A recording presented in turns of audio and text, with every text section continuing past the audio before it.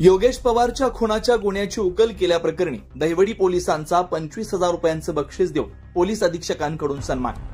Dahiwadi police ठाण्याचे सहाय्यक police निरीक्षक दत्तात्रय दराडे व त्यांच्या पथकानं बेपत्ता योगेश सुरेश पवार यांचा शोध घेताना त्यांच्या सीडीआरचं विश्लेषण केलं।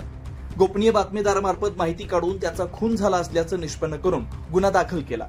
त्यानंतर गुन्ह्यातील संशयित आरोपींना मुंबई, बारामती, पुणे येथून ताब्यात घेऊन त्यांच्याकडून कबुली घेत खुनाच्या गुन्ह्याची उकल केली।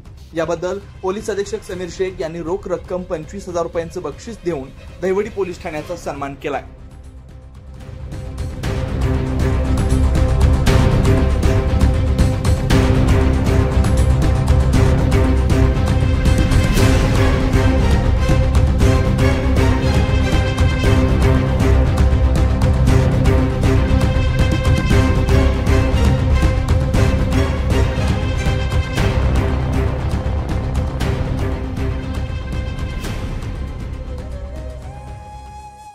अशाच नवनवीन अपडेटसाठी आमच्या खबर गावाकडच्या या चॅनेलला सबस्क्राइब करा, आमचे व्हिडिओ लाईक करा आणि शेअर करा। धन्यवाद।